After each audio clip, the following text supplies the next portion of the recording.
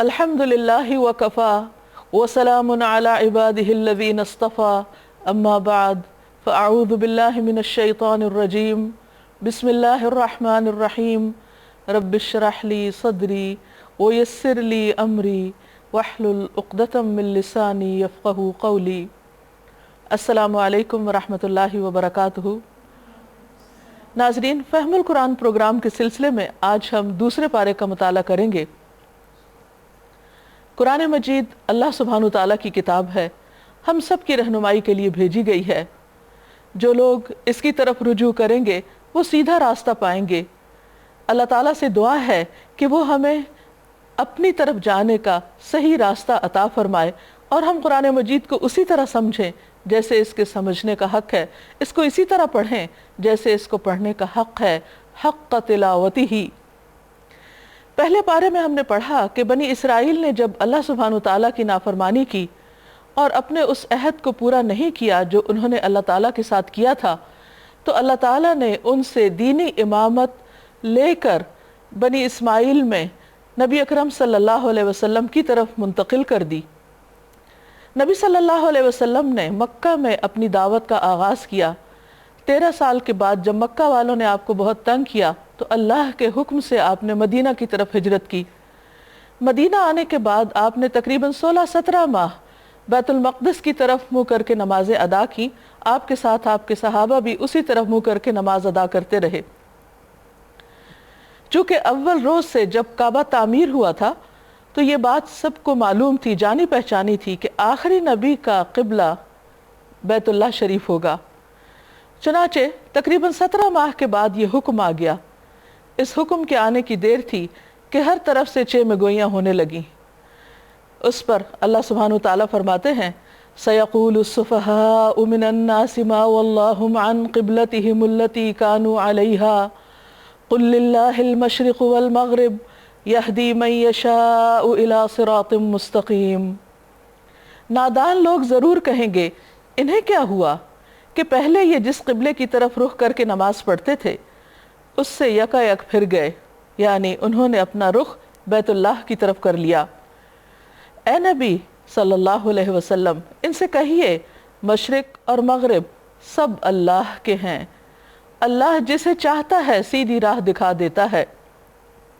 یعنی اصل مقدس سمت وہی ہے جسے اللہ سبحانہ تعالیٰ مقدس قرار دے، خواہ وہ بیت المقدس ہو یا خانہ کعبہ ہو۔ اصل بات اللہ تعالیٰ کا حکم ہے۔ اللہ کے حکم ہی سے آپ صلی اللہ علیہ وسلم بیت المقدس کی طرف منہ کر رہے تھے، جو حضرت سلیمان علیہ السلام کے زمانے سے مسلمانوں کا قبلہ چلا آ رہا تھا، اور اب اللہ ہی کے حکم سے خانہ کعبہ کی طرف آپ نے رخ فرمایا۔ اس پر کسی کو بھی اعتراض کی گنجائش نہیں ہونی چاہیے۔ قبلہ یا کعبہ دراصل مسلمانوں کو منظم کرنے کے لیے ہے، وہ عبادت کے لیے نہیں، یعنی وہ اصل میں مظہر عبادت ہے، عبادت کا ایک سمبل ہے کہ اس کی طرف رخ کیا جاتا ہے، اس کو نہیں پوجا جاتا، اس کی عبادت نہیں کی جاتی، اس لیے کسی کو اس پر اعتراض ہونا نہیں چاہیے تھا۔ لیکن اللہ سبحانہ تعالیٰ نے نبی صلی اللہ علیہ وسلم کو اور آپ کے ساتھیوں کو تسلی دی کہ اعتراض کرنے والے خود دراصل نادان ہیں، ناسمجھ ہیں، اس لیے وہ ایسی باتیں کر رہے ہیں۔ اصل بات تو یہ ہے کہ مشرق و مغرب سب اللہ کا ہے، اور اسی طرح تو ہم نے تمہیں ایک امت وسط بنایا ہے، یعنی امت محمد صلی اللہ علیہ وسلم کو، اور وسط کا معنی یہاں بہترین امت، معتدل امت۔ کیوں یہ اعزاز کیوں بخشا؟ لِتَكُونُوا شُهَدَاءَ عَلَى النَّاسِ، تاکہ تم دنیا کے لوگوں پر گواہ ہو، ان کے سامنے حق کا پیغام رکھو۔ وَيَكُونَ الرَّسُولُ عَلَيْكُمْ شَهِيدًا، اور رسول تم پر گواہ ہو۔ وَمَا جَعَلْنَا الْقِبْلَةَ الَّتِي كُنْتَ عَلَيْهَا إِلَّا لِنَعْلَمَ مَن يَتَّبِعُ الرَّسُولَ مِمَّن يَنقَلِبُ عَلَىٰ عَقِبَيْهِ، پہلے جس طرف تم رخ کرتے تھے اس کو تو ہم نے صرف یہ دیکھنے کے لیے قبلہ مقرر کیا تھا، یعنی بیت المقدس کو، کہ کون رسول کی پیروی کرتا ہے۔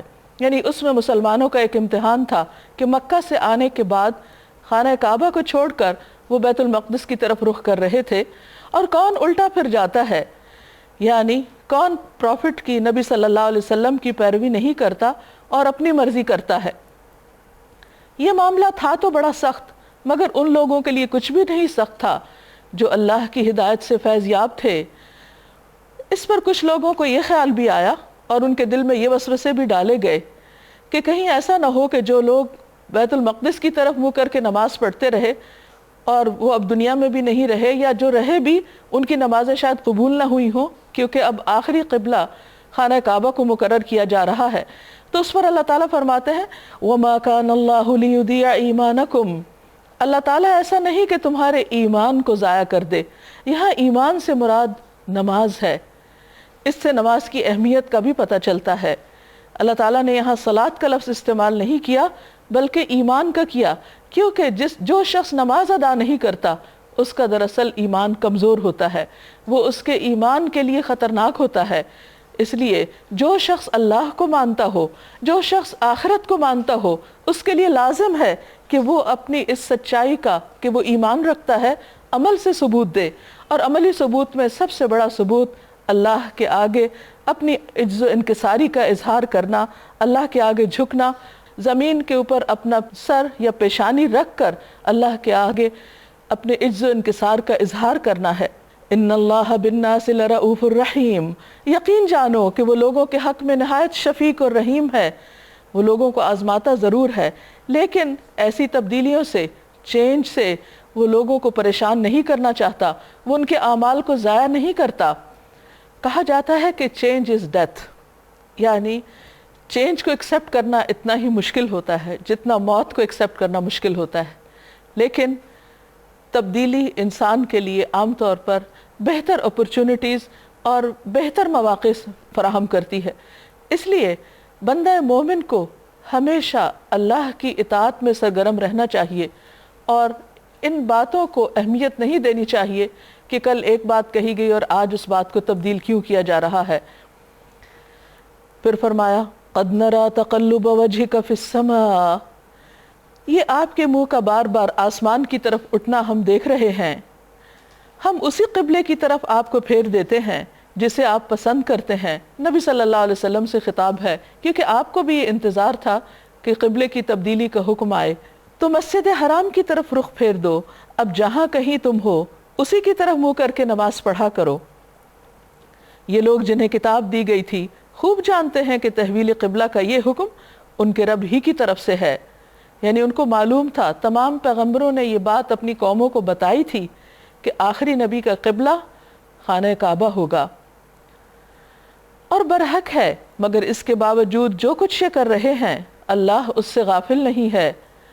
تم ان اہل کتاب کے پاس خواہ کوئی نشانی لاؤ، ممکن نہیں کہ یہ تمہارے قبلے کی پیروی کرنے لگیں، اور نہ تمہارے لیے یہ ممکن ہے کہ ان کے قبلے کی پیروی کرو، اور ان میں سے کوئی گروہ بھی دوسرے کے قبلے کی پیروی کے لیے تیار نہیں ہے۔ اور اگر تم نے اس علم کے بعد جو تمہارے پاس آ چکا ہے ان کی خواہشات کی پیروی کی تو یقیناً تمہارا شمار ظالموں میں ہوگا۔ یعنی نبی صلی اللہ علیہ وسلم ایسا کرنے والے نہیں تھے، آپ کو خطاب کر کے باقی سب کو سمجھایا جا رہا ہے کہ علم کے آنے کے بعد انسان کو پھر اس کی پیروی کرنی چاہیے، اپنے دل کی مرضی نہیں۔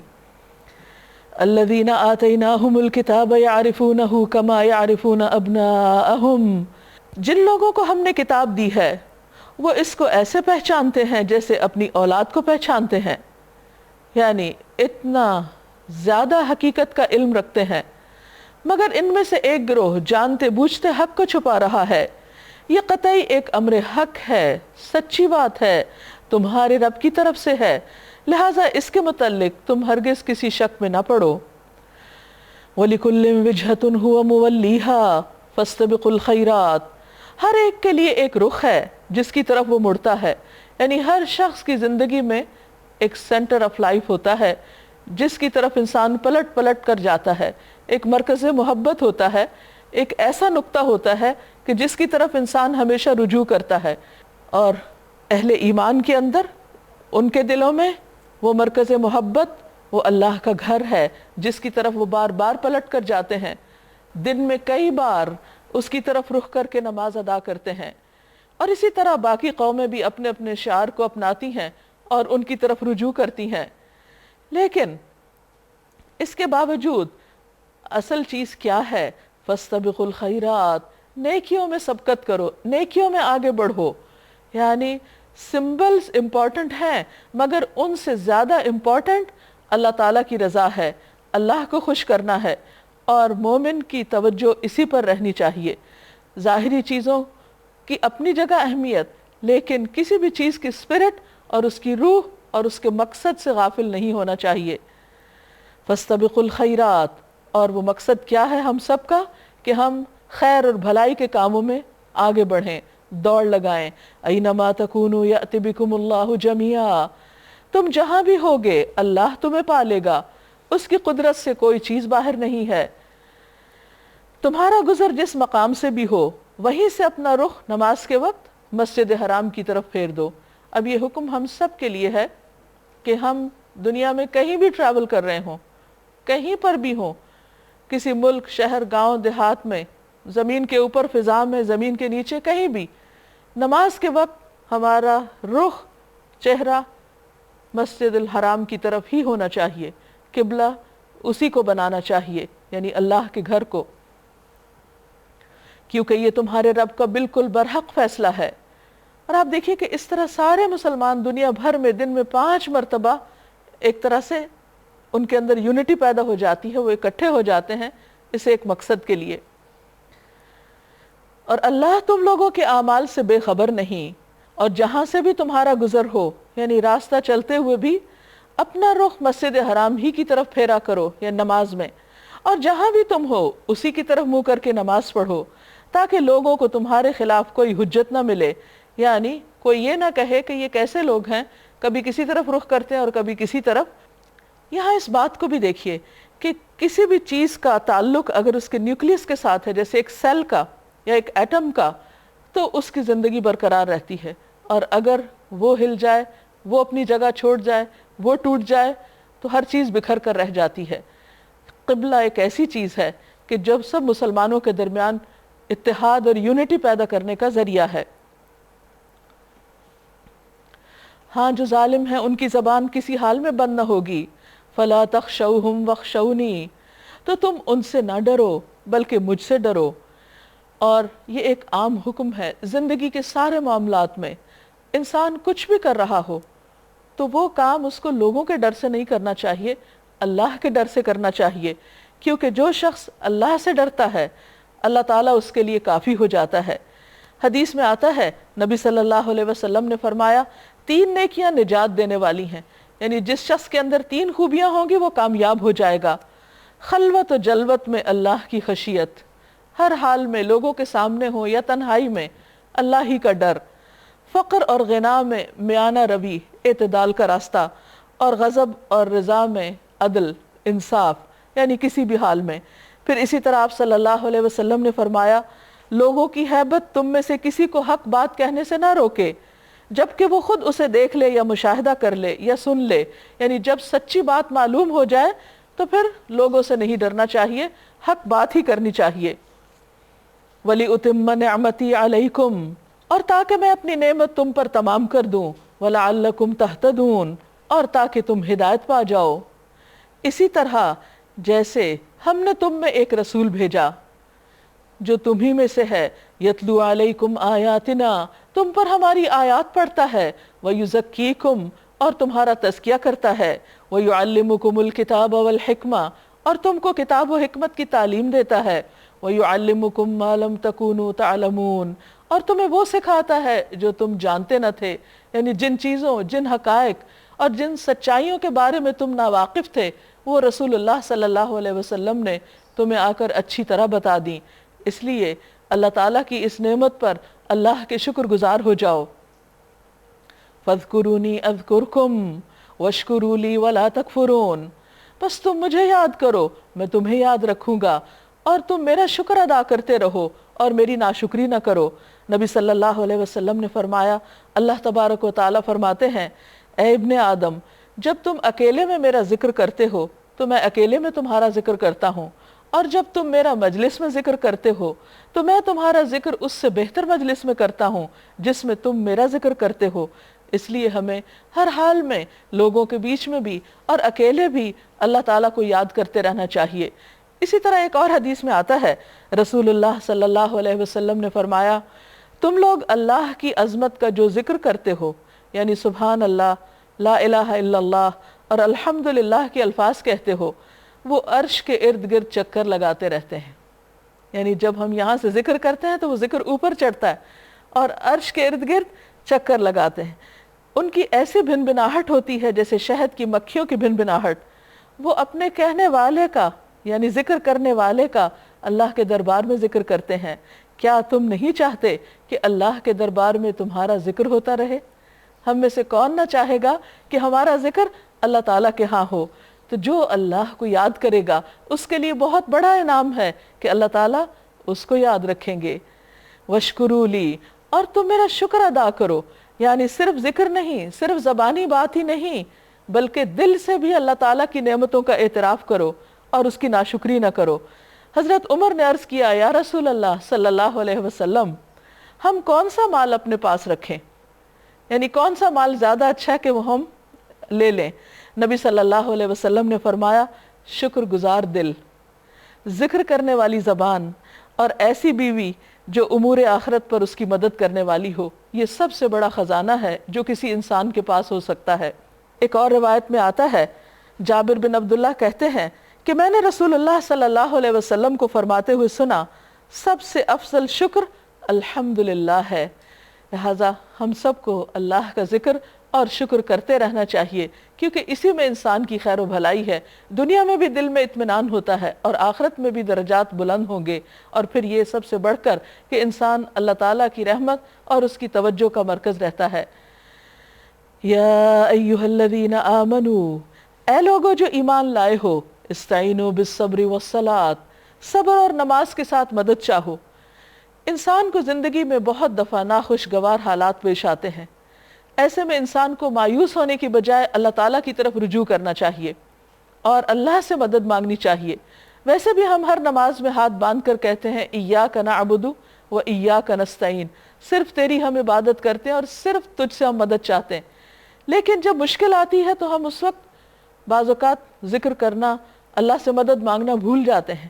ایسے میں انسان کو کسی دوسرے کی طرف رجوع کرنے سے پہلے اللہ تعالیٰ کو یاد کرنا چاہیے اور اس سے دعا کرنی چاہیے، کیونکہ انسان کا دشمن شیطان اس کو مایوسی اور پریشانی کے عالم میں اللہ کی یاد بھلوا دیتا ہے۔ اور پھر کون ہے جو اللہ سے بڑھ کر ہماری مدد کر سکتا ہو؟ استعینوا بالصبر والصلاۃ، لیکن ایک شرط ہے کہ جب اللہ سے مدد مانگو تو صبر کے ساتھ، جلد بازی نہ کرو، کیونکہ اللہ تعالیٰ کے ہاں ہر چیز کا ایک وقت مقرر ہے۔ اللہ جب چاہے گا، جو وقت تمہارے حق میں بہتر ہوگا، اس وقت تمہاری تکلیف دور کر دے گا۔ اس لیے جم کے پکارتے رہو، مانگتے رہو۔ صحابہ کرام کی جوتی کا تسمہ بھی ٹوٹتا تھا تو وہ اللہ سے مانگتے تھے۔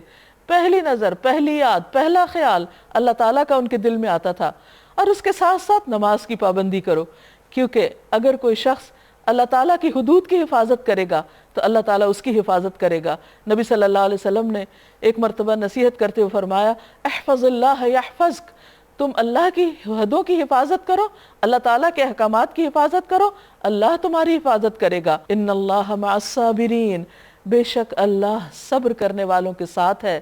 اور صبر کی سب سے اہم بات یہ ہے کہ انسان کسی بھی قسم کے نیگیٹو ریاکشن سے بچے اور پورے کمپوزڈ طریقے سے اور بہت ہمبل، کام اور امن کے ساتھ اللہ تعالیٰ کو پکارتا رہے اور واویلا نہ کرے، چیخے چلائے نہیں، اپنے کپڑے نہ پھاڑے، اپنے بال نہ نوچے، اپنا گریبان نہ پھاڑے، اور صبر کے ساتھ ایک مہذب طریقے سے بار بار خاموشی کے ساتھ بھی اور بلند آواز سے بھی اپنے رب کو پکارتا رہے۔ انسان کو جب ایسی کیفیت نصیب ہو جائے تو پھر اسے یاد رکھنا چاہیے، یقین رکھنا چاہیے کہ اللہ کی مدد دور نہیں، اللہ صبر کرنے والوں کے ساتھ ہی ہوتا ہے، ان کا مددگار ہوتا ہے۔ انسان کو پہنچنے والی مشکلات اور مصائب میں سب سے بڑی مشکل اور مصیبت موت ہے۔ کسی بھی عزیز قریب انسان کی جدائی انسان پر بہت بھاری گزرتی ہے، کیونکہ یہ ایسا صدمہ ہوتا ہے جو ناقابل تلافی ہوتا ہے۔ مسلمان جب مدینہ میں آئے تو وہاں پر آ کر ان کی مشکلات کم نہ ہوئیں بلکہ اور بھی بڑھ گئیں۔ مکہ میں تو ستائے جاتے ہی تھے، لیکن مدینہ میں آ کر ان کے اوپر فوجی حملے ہونے لگے۔ ایسے میں جنگ بدر کے بعد جنگ احد میں خاص طور پر 70 کے قریب صحابہ شہید ہوئے۔ اب گھر گھر میں موت کا منظر تھا، اس پر لوگوں کی ہمتیں ٹوٹ رہی تھیں، تو اللہ سبحانہ تعالیٰ نے اتنی خوبصورت آیت اتاری، وَلَا تَقُولُوا لِمَن يُقْتَلُ فِي سَبِيلِ اللَّهِ أَمْوَاتٌ، اور جو لوگ اللہ کی راہ میں مارے جائیں انہیں مردہ نہ کہو، ایسے لوگ تو حقیقت میں زندہ ہیں، بس وہ تمہارے پاس نہیں ورنہ یہاں سے زیادہ بہتر حالت میں ہیں، مگر تمہیں ان کی زندگی کا شعور نہیں ہوتا۔ یعنی وہ زندگی جو شہادت کے بعد نصیب ہوتی ہے دنیا کی زندگی جیسی نہیں ہوتی، وہ ایک اور زندگی ہے جس کے بارے میں ہمیں کچھ معلوم نہیں کہ اس کی حقیقت کیا ہے، کیونکہ انسان نے نہ وہ دیکھی اور نہ اس کا ایکسپیرینس کیا۔ اور ہم ضرور تمہیں خوف و خطر، فاقہ کشی، جان و مال کے نقصانات اور آمدنی کے گھاٹے میں مبتلا کر کے تمہاری آزمائش کریں گے۔ یہ اللہ تعالیٰ کا وعدہ ہے اور ایسا ضرور ہونا ہے کہ ہر انسان کی آزمائش کسی نہ کسی طرح سے ہوگی، ان 5 چیزوں میں یا ان میں سے کسی ایک چیز میں، یا جیسے اللہ جس کے لیے جو چاہے۔ لیکن چونکہ دنیا میں انسان آیا امتحان کے لیے ہے، اس لیے آزمائشیں تو آئیں گی، انسان اس کے لیے ذہنی طور پر تیار رہے۔ وَلَنَبْلُوَنَّكُمْ بِشَيْءٍ مِّنَ الْخَوْفِ، اور البتہ ضرور بات ضرور آزمائیں گے ہم تم کو خوف کے ساتھ۔ خوف کسی بھی چیز کا ہو سکتا ہے، خواہ وہ کاکروچ کا ہو، چھپکلی کا ہو، اندھیرے کا ہو یا کسی اور چیز کا، لیکن انسان کا بارہا واسطہ خوف کے ساتھ رہتا ہے۔ والجوع، بھوک، ونقص من الاموال، مال کی کمی، کبھی جاب چلی جاتی، کبھی بزنس ڈاؤن ہو جاتا ہے، والانفس، جانوں کی کمی، کوئی دنیا سے چلا جاتا ہے عزیز قریب رشتہ دار، والثمرات، اور پھل جس میں انسان کی اولاد بھی ہو سکتی ہے، وبشر الصابرین، اور خوشخبری دے دو صبر کرنے والوں کو۔ کون ہے یہ صابرین؟ جن کے ساتھ اللہ کی مدد ہوتی ہے۔ الذین اذا اصابتہم مصیبت، جب ان پر کوئی مصیبت آتی ہے، کوئی تکلیف آتی ہے، دکھ آتا ہے، قالو، وہ پکار اٹھتے ہیں، انا للہ و انا الیہ راجعون، بے شک ہم اللہ کے لیے ہیں اور اسی کی طرف لوٹ کر جانے والے ہیں۔ یعنی اگر کوئی چیز چلی گئی، مال چلا گیا، اولاد چلی گئی، یا کوئی اور جدا ہو گیا، یا پھر مال چلا گیا، یا کسی طرح کا خوف اور بھوک ہے، تو کوئی بات نہیں، ہم کون سا ہمیشہ دنیا میں رہیں گے، ہمیں بھی تو جانا ہے، کوئی پہلے چلا گیا، کوئی بعد میں جانے والا ہے، اس دنیا میں رہنے کے لیے اور ہمیشہ رہنے کے لیے تو کوئی بھی نہیں آیا، اس لیے وہ صبر کرتے ہیں اور فوراً انا للہ پڑھتے ہیں۔ ایسے لوگوں کے لیے کیا خوشخبری ہے؟ اولئک علیہم صلوات من ربہم، ان پر ان کے رب کی طرف سے بڑی عنایات ہوں گی، ورحمہ، اور رحمت ہوگی، واولئک هم المہتدون، اور یہی لوگ ہدایت یافتہ ہیں، سیدھے راستے پر ہیں۔ ان الصفا والمروۃ من شعائر اللہ، یقیناً صفا اور مروہ اللہ کی نشانیوں میں سے ہیں۔ صفا و مروہ وہ مقام ہے جہاں حضرت ہاجرہ نے اپنے بچے کے لیے پانی کی تلاش میں دوڑ لگائی تھی، کبھی ایک پہاڑی پر، کبھی دوسری پہاڑی پر۔ وہ انتہائی مشکل وقت میں تنہا خاتون اس ویران جگہ پر صرف ایک دودھ پیتے بچے کے ساتھ موجود تھیں اور پانی کی تلاش میں دوڑ رہی تھیں، لیکن کس قدر وہ صابر خاتون تھیں۔ جب انہوں نے اللہ کی خاطر صبر کیا تو اللہ تعالیٰ نے اس جگہ کو اپنی نشانی قرار دے دیا۔ فمن حج البیت او اعتمر فلا جناح علیہ ان یطوف بہما، لہٰذا جو شخص بیت اللہ کا حج یا عمرہ کرے اس کے لیے گناہ کی کوئی بات نہیں کہ وہ ان دونوں پہاڑیوں کے درمیان سعی کرے، اور جو برضا و رغبت کوئی بھلائی کا کام کرے گا اللہ کو اس کا علم ہے اور وہ اس کی قدر کرنے والا ہے۔ پھر فرمایا ان الذین یکتمون ما انزلنا من البینات والہدی، جو لوگ ہماری نازل کی ہوئی روشن تعلیمات اور ہدایات کو چھپاتے ہیں، حالانکہ ہم انہیں سب انسانوں کی رہنمائی کے لیے اپنی کتاب میں بیان کر چکے ہیں، یقین جانو کہ اللہ بھی ان پر لعنت کرتا ہے، تمام لعنت کرنے والے بھی ان پہ لعنت بھیجتے ہیں۔ یعنی ایسے لوگ اللہ کی رحمت سے محروم ہیں جنہوں نے حق کو چھپایا ہوا ہے، جو لوگوں کو سیدھی راہ نہیں بتاتے، حالانکہ وہ خود جانتے ہیں کہ صحیح اور غلط کیا ہے۔ البتہ جو اس سے باز آ جائیں اور اپنی اصلاح کر لیں اور جو کچھ چھپاتے تھے اسے بیان کرنے لگیں، ان کو میں معاف کر دوں گا اور میں بڑا درگزر کرنے والا اور رحم کرنے والا ہوں۔ جن لوگوں نے کفر کا رویہ اختیار کیا اور کفر ہی کی حالت میں جان دی، ان پر اللہ اور فرشتوں اور تمام انسانوں کی لعنت ہے۔ اسی حالت میں وہ ہمیشہ رہیں گے، نہ ان کی سزا میں تخفیف ہوگی اور نہ پھر کوئی دوسری مہلت ان کو دی جائے گی۔ وَإِلَٰهُكُمْ إِلَٰهٌ وَاحِدٌ، تمہارا خدا بس ایک ہی خدا ہے، تمہارا الہ برحق بس ایک ہی ہے، لا الہ الا ہو، اس کے سوا کوئی الہ نہیں، الرحمن بہت مہربان، الرحیم بار بار رحم فرمانے والا ہے۔ اس رب کو پہچاننے کے لیے، اپنے الہ کو جاننے کے لیے کیا کرو؟ اس کی بنائی ہوئی چیزوں پر غور و فکر کرو، اس کی نشانیوں کو دیکھو۔ اور وہ کیا ہیں؟ جو لوگ عقل سے کام لیتے ہیں ان کے لیے آسمانوں اور زمین کی ساخت میں، رات اور دن کے ایک دوسرے کے پیچھے آنے میں، ان کشتیوں میں جو انسان کے نفع کی چیزیں لیے ہوئے دریاؤں اور سمندروں میں چلتی پھرتی ہیں، بارش کے اس پانی میں جسے اللہ اوپر سے برساتا ہے، پھر اس کے ذریعے سے زندگی بخشتا ہے، اور اپنے اسی انتظام کی بدولت زمین میں ہر قسم کی جاندار مخلوق کو پھیلاتا ہے، یعنی زندگی وجود میں آتی ہے اس پانی کے ذریعے۔ ہواؤں کی گردش میں اور ان بادلوں میں جو آسمان اور زمین کے درمیان مسخر کر دیے گئے ہیں بے شمار نشانیاں ہیں۔ لیکن ان ساری نشانیوں کو دیکھ کر جان کر بھی بعض لوگوں کا حال کیا ہے؟ وَمِنَ النَّاسِ مَن يَتَّخِذُ مِن دُونِ اللَّهِ أَندَادًا، اللہ نے انداد بنانے سے منع کیا تھا، لیکن کچھ لوگ پھر بھی ان ساری نشانیوں کو دیکھ کر ایسے ہیں جو اللہ کے سوا دوسروں کو اس کا ہمسر اور مد مقابل بناتے ہیں۔ جنہوں نے کچھ بھی نہیں بنایا، جو کچھ بھی نہیں کر رہے، انہیں خدا کا مقام دے دیتے ہیں، انہیں الہ بنا دیتے ہیں، حالانکہ اس بات کو تو عقل بھی نہیں مانتی۔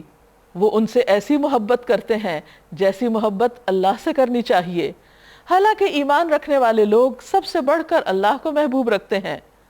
کاش جو کچھ عذاب کو سامنے دیکھ کر انہیں سوجنے والا ہے وہ آج ہی سوج جائے کہ ساری طاقتیں اور سارے اختیارات اللہ ہی کے قبضے میں ہیں، اور یہ کہ اللہ سزا دینے میں بہت سخت ہے۔ جب وہ سزا دے گا اس وقت کیفیت یہ ہوگی کہ وہ پیشوا اور رہنما جن کی دنیا میں پیروی کی گئی تھی، یعنی انہیں الہ کا ایک طرح سے درجہ دے دیا گیا تھا کہ اللہ کی بات چھوڑ کر ان کی بات مانی جاتی تھی، وہ اپنے پیروکاروں سے بے تعلقی ظاہر کریں گے۔ وہاں جا کر وہ اپنے فالوورز کو ڈسکارڈ کر دیں گے اور ان کو ریجیکٹ کر دیں گے، مگر سزا پا کر رہیں گے، اور ان کے سارے اسباب کا سلسلہ کٹ جائے گا، کوئی رشتہ داری باقی نہ رہے گی۔ اور وہ لوگ جو دنیا میں ان کی پیروی کرتے تھے وہ کہیں گے کاش ہمیں ایک بار پھر موقع مل جائے تو جس طرح آج یہ ہم سے بیزاری ظاہر کر رہے ہیں ہم ان سے بیزار ہو کر دکھا دیتے۔